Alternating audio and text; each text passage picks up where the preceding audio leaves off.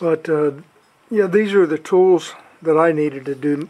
It could be different for your car, I don't know, but I needed a 3/8 drive ratchet, a 9/16 inch shallow socket, a swivel head, some extensions, 3/8 drive extensions, a long one, a short one, and a medium size, a 5/8 inch socket, 11/16 inch socket, a 9/16 inch box wrench, 5/8 inch wrench, and 11/16 inch wrench.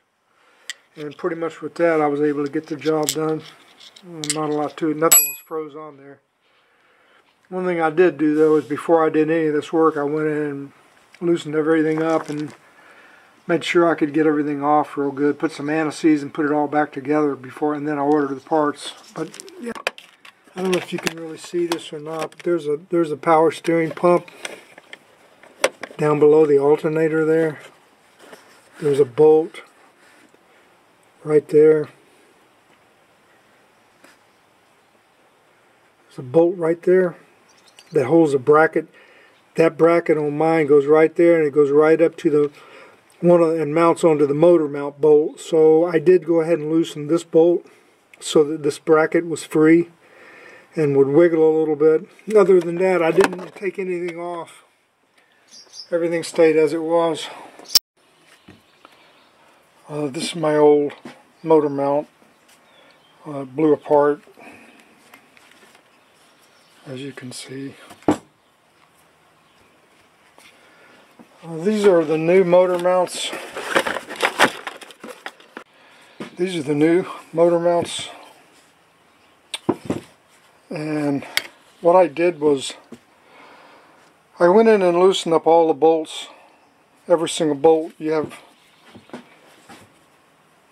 have 3 bolts on this thing. One here, and then 2 here. One right here, one here, and then one over here. And then you have the bolt that goes through the frame right here.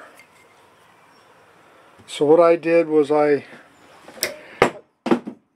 went in first and I loosened up every single bolt. I loosened up all three of the bolts mount to the engine, and then I also loosened up this long bolt that goes through the frame. And then I took them out one at a time, and I put some anti-seize on them, and I put them all back. I put it all back and tightened it all down the way it was, so that then I ordered the new motor mounts, so that when I got the new motor mounts, I could make sure everything looked exactly the same, so that I could go ahead and just take everything apart. So what I did was it sits on the car kind of like this, on the frame right here.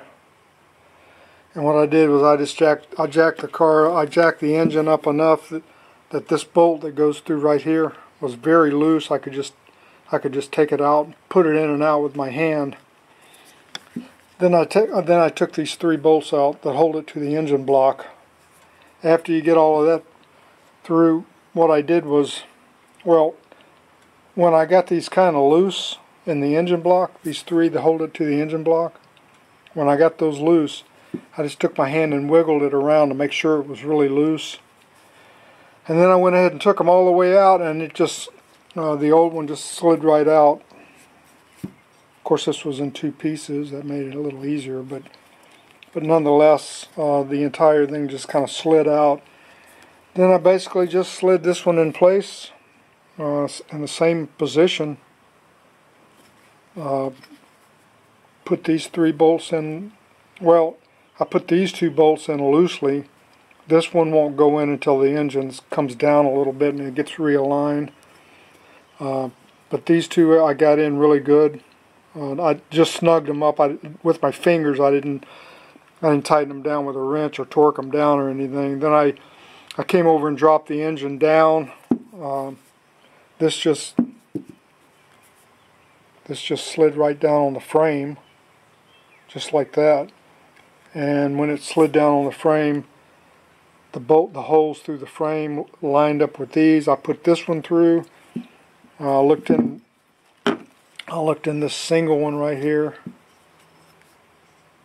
that hole was lined up, so I finger tightened up the bolt that goes on there, torqued everything down, and pretty much a straightforward job. There's not a lot to it.